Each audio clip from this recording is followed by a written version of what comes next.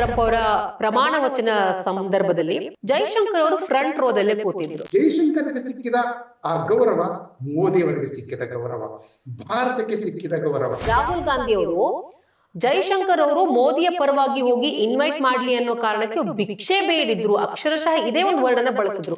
ರಾಹುಲ್ ಗಾಂಧಿ ಅಂತ ಒಬ್ಬ ವ್ಯಕ್ತಿಯ ಮಾತುಗಳನ್ನ ನಾವು ಬಹಳ ಗಂಭೀರವಾಗಿ ತಗೋಬಾರದು. ನಮ್ಮ ದೇಶಕ್ಕೆ ಸಿಕ್ಕದಂತ ಈ ಗೌರವವನ್ನ ನಾವು we should feel that, we should celebrate that.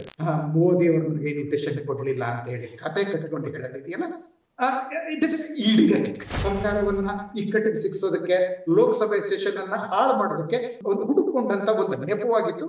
ಇದರಲ್ಲಿ ಯಾವ ಅರ್ಥವೇ ಇಲ್ಲ. ಡೊನಾಲ್ಡ್ ಟ್ರಂಪ್ ಅವರ ಪ್ರಮಾಣ ವಚನ ಸಂದರ್ಭದಲ್ಲಿ ಜೈಶಂಕರ್ ಅವರು ಫ್ರಂಟ್ ರೋದಲ್ಲೇ ಕೂತಿದ್ರು. ಆಬ್ವಿಯಸ್ಲಿ ಅದು ಇಂಡಿಯನ್ಸ್ ಆದ ನಮ್ಗೆಲ್ರಿಗೂ ಒಂದು ಹೆಮ್ಮೆಯ ವಿಚಾರ. ನಮ್ಮ ಭಾರತದ ಪ್ರತಿನಿಧಿ, ನಮ್ಮ ವಿದೇಶಾಂಗ ಸಚಿವರು ಫ್ರಂಟ್ ರೋದಲ್ಲಿ ಕೂತಿರೋದು. ಆದ್ರೆ ಇದನ್ನ ವಿಪಕ್ಷಗಳು ತೆಗೆದುಕೊಂಡಿದ್ದು ಬೇರೆ ರೀತಿಯಲ್ಲಿ. ನಿಮ್ಗೂ ಗೊತ್ತಿರುತ್ತೆ, ರಾಹುಲ್ ಗಾಂಧಿ ಅವರು ಜೈಶಂಕರ್ ಅವರು ಮೋದಿಯ ಪರವಾಗಿ ಹೋಗಿ ಇನ್ವೈಟ್ ಮಾಡ್ಲಿ ಅನ್ನೋ ಕಾರಣಕ್ಕೆ ಭಿಕ್ಷೆ ಬೇಡಿದ್ರು, ಅಕ್ಷರಶಃ ಇದೇ ಒಂದು ವರ್ಡ್ ಅನ್ನ ಬಳಸಿದ್ರು, ಭಿಕ್ಷೆ ಬೇಡಿದ್ರು ಅನ್ನೋ ಆರೋಪವನ್ನ ಮಾಡಿದ್ರು. ನೀವೇನಂತೀರಾ ಸರ್? ನಿಜವಾಗ್ಲೂ ಅಲ್ಲಿ ಜೈಶಂಕರ್ ಭಿಕ್ಷೆ ಬೇಡಕ್ಕೆ ಹೋಗಿದ್ರಾ? ಏನ್ ಎಕ್ಸಾಕ್ಟ್ಲಿ ಆಗಿದ್ದೇನಲ್ಲಿ? ರಾಹುಲ್ ಗಾಂಧಿ ಅಂತ ಒಬ್ಬ ವ್ಯಕ್ತಿಯ ಮಾತುಗಳನ್ನ ನಾವು ಬಹಳ ಗಂಭೀರವಾಗಿ ತಗೋಬಾರದು. ಅವರ ಯಾವುದೇ ಮಾತುಗಳನ್ನ ನಾನು ಹೇಳ್ತೀನಿ, ಗಂಭೀರವಾಗಿ ತಗೋಬಾರದು. ನಾನು ಅವ್ರನ್ನ ವರ್ಷಗಳಿಂದ ಅವ್ರನ್ನ ನೋಡ್ತಾ ಇದ್ದೀನಿ, ಅವರ ಮಾತುಗಳನ್ನು ಕೇಳ್ತಾ ಇದ್ದೀನಿ. ಆದ್ರೆ ಈ ದೇಶದಲ್ಲಿ ಅದನ್ನೂ ಗಂಭೀರವಾಗಿ ತಗೊಳ್ಳುವಂತ ಕೆಲವರು ಇರೋದ್ರಿಂದ, ಅದು ನಮ್ಮ ಪಾರ್ಲಿಮೆಂಟ್ ನಲ್ಲಿ ಇರೋದ್ರಿಂದ ನಾನು ಅವ್ರನ್ನ ಬಿಟ್ಟು ಬಹುಶಃ ಬೇರೆಯವ್ರಿಗೆ ನಾನು ಒಂದು ಮಾತನ್ನು ಹೇಳೋದಕ್ಕೆ ಪ್ರಯತ್ನ ಪಡ್ತೀನಿ. ಜೈಶಂಕರ್ ಡಿಸೆಂಬರ್ ಕೊನೆಯ ವಾರದಲ್ಲಿ 24ರಿಂದ 29ರವರೆಗೆ ಅಮೆರಿಕಾಗೆ ಹೋದದ್ದು ಹೌದು, ಎಲ್ಲರ ಕುತೂಹಲವನ್ನು ಸಹ ಕೆರಳಿಸ್ತು. ಜೈಶಂಕರ್ ಎಲ್ಲಿಗೆ ಹೋದರು? 2 ಅಥವಾ 3 ದಿನಗಳು ಮ್ಯಾಕ್ಸಿಮಮ್. 5 ದಿನಗಳು ಅಮೆರಿಕಾದಲ್ಲಿ ಇದ್ದದ್ದು. ಅದು ಇನ್ನೇನೋ ಮನೆಗೆ ಹೋಗ್ತಾ ಇರುವಂತ ಬೈಡನ್ ಸರ್ಕಾರದ ಅಧಿಕಾರಿಗಳ ಜೊತೆ ಮಾತಾಡೋದಕ್ಕೆ, ಆಯ್ತಾ, ಹೋದದ್ದು ಎಲ್ಲರ ಕುತೂಹಲವನ್ನು ಕೆರಳಿಸ್ತು. ಹೀಗಾಗಿ ಬೈಡನ್ ಸರ್ಕಾರ ಮುಖ್ಯ ಅಲ್ಲ, ಮುಂದೆ ಬರಲಿರುವಂತ ಟ್ರಂಪ್ ಸರ್ಕಾರದ ಜೊತೆ ಮಾತಾಡೋದಕ್ಕೆ, ಅಲ್ಲಿ ಪ್ರಮುಖರ ಜೊತೆ ಮಾತಾಡೋದಕ್ಕೆ ಜೈಶಂಕರ್ ಹೋಗಿದ್ದಾರೆ ಅನ್ನೋ ಒಂದು ಆಕ್ಚುಲಿ ಒಂದು ಊಹೆ ಎಲ್ಲ ಕಡೆ ಬಂತು. ಇದನ್ನ ನಾವು ನಿಜ ಇರ್ಬೋದು ಅಂತ ನಾವು ಹೋಗ್ಬೋದು. ಯಾಕಂದ್ರೆ ಮನೆಗೆ ಹೋಗ್ತಾ ಇರುವಂತ ಬೈಡನ್ ಸರ್ಕಾರ ಜೊತೆ 5 ದಿನ ಏನಿದೆ ಮಾತಾಡೋದಕ್ಕೆ. ಆದ್ರೂ ಸಹ ಕೆಲವು ವಿಷಯಗಳಿದ್ದು, ಅಂದ್ರೆ ಬೈಡನ್ ಸರ್ಕಾರ ಜೊತೆ ಕೆಲವು ಸ್ಕೋರ್ ಅನ್ನು ನಾವು ಸೆಟಲ್ ಮಾಡ್ಕೋಬೇಕಾಗಿತ್ತು, ಆಯ್ತಾ. ಅದು ಒಂದಾಗಿತ್ತು. ಅದನ್ನ ಆಕ್ಚುಲಿ ಅದ್ರದ 2.0 ಅದನ್ನ ಆದದ್ದು ಜನವರಿ 1st ವೀಕ್ ನಲ್ಲಿ Jake Sullivan, national security adviser, India ಓಡ್ ಬಂದ್ರು, ಆಯ್ತಾ. ಅದು ಓಕೆ ಫೈನ್, ಅದಕ್ಕೆ ಸ್ಟೇಜ್ ಅನ್ನ ಜೈಶಂಕರ್ ಅಲ್ಲೇ ಸೆಟ್ ಮಾಡಿ ಬಂದಿದ್ರು, ಓಕೆ ರೈಟ್. ಆದ್ರೆ ಇಲ್ಲೇನಾಗಿದೆ, ಇದು ಮೋದಿಯವರಿಗಾಗಿ ಇನ್ವಿಟೇಷನ್ ಅನ್ನ ಬೇಡೋದಕ್ಕೆ ಹೋಗಿದ್ರು ಅನ್ನೋ ಮಾತಿದೆಯಲ್ಲ, ಇದರಂತ ಒಂದು ಮೂರ್ಖತನದ ಮಾತು ಅದು ಫಾರಿನ್ ಪಾಲಿಸಿಯಲ್ಲಿ. ಅದು ಸಹ ಆಕ್ಚುಲಿ ಇಂಡಿಯಾದ ಒಂದು ಸ್ಟ್ಯಾಚ್ಯೂರ್ ನಾವು ಗಮನಿಸಿದ್ರೆ ಅದರಂತ ಒಂದು ಮೂರ್ಖತನದ ಮಾತು ಬಹುಶಃ ನನಗೆ ಸದ್ಯಕ್ಕೆ ಈ ಕ್ಷಣದಲ್ಲಿ ಮತ್ತೊಂದು ನನಗೆ ಎಲ್ಲೂ ಕೇಳಿಸ್ತಾ ಇಲ್ಲ. ನೋಡಿ, ಇದೇ ಈ ರಾಹುಲ್ ಗಾಂಧಿಯವರ ಕಾಂಗ್ರೆಸ್ ಸರ್ಕಾರ ಇದ್ದಾಗ, UPA ಇದ್ದಾಗ, ಇಂಡಿಯಾ ಫ್ರಾಜೈಲ್ 5ಗಳಲ್ಲಿ ಒಂದಾಗಿತ್ತು. ಪ್ರಪಂಚದ 5 ಅತ್ಯಂತ ಬಲಹೀನ ಅರ್ಥವ್ಯವಸ್ಥೆಗಳಲ್ಲಿ ಒಂದು ಅಂತ ಹೆಸರು ತಗೊಂಡಿತ್ತು. ಬಹಳ ಗ್ರೇಟ್ ಇಕಾನಮಿಸ್ಟ್ ನಮ್ಮ ಪ್ರೈಮ್ ಮಿನಿಸ್ಟರ್ ಆಗಿತ್ತು ಆವಾಗ. ಕಳೆದ 10 ವರ್ಷಗಳಲ್ಲಿ ಮೋದಿ 10 ಅಲ್ಲ 8, 9ನೇ ವರ್ಷಕ್ಕೆ ಬಂದಾಗಲೇ ಪವರ್ಫುಲ್ 5ಗೆ ತಂದು ನಿಲ್ಲಿಸಿದ್ರು. ಮತ್ತೆ ಇಂಡಿಯಾ 5th ಲಾರ್ಜೆಸ್ಟ್ ಇಕಾನಮಿ, ಆಯ್ತಾ.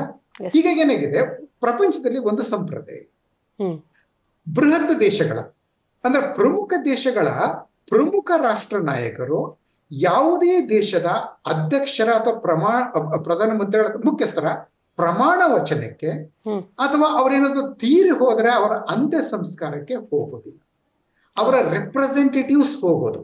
ಇದು ಹೀಗಾಗಿ ಏನಾಗಿದೆ ನೋಡಿ, ಇಮ್ಯಾನ್ಯುಯಲ್ ಮ್ಯಾಕ್ರೋನ್ ಅವರನ್ನ ಕರೆದ್ರ ಇಲ್ಲ, ಅಲ್ಲಿ ಮತ್ತೆ ಬ್ರಿಟನ್ದು ಕಿಯರ್ ಸ್ಟಾರ್ಮರ್ ಅವ್ರನ್ನ ಕರೆದ್ರ ಇಲ್ಲ, ಪೂತಿನ್ ಅವ್ರನ್ನ ಕರೆದ್ರ ಇಲ್ಲ, ಜಿನ್ಪಿಂಗ್ ಅವರನ್ನ ಕರೆದ್ರ ಇಲ್ಲ. ಇನ್ಫ್ಯಾಕ್ಟ್ ಜಿನ್ಪಿಂಗ್ ಅವರ ಬಗ್ಗೆ ಒಂದು ದೊಡ್ಡ ಸುಳ್ಳನ್ನ ನಮ್ಮ ದೇಶದಲ್ಲೇ ಪತ್ರಿಕೆಗಳು ಪ್ರಚಾರ ಮಾಡೋದು.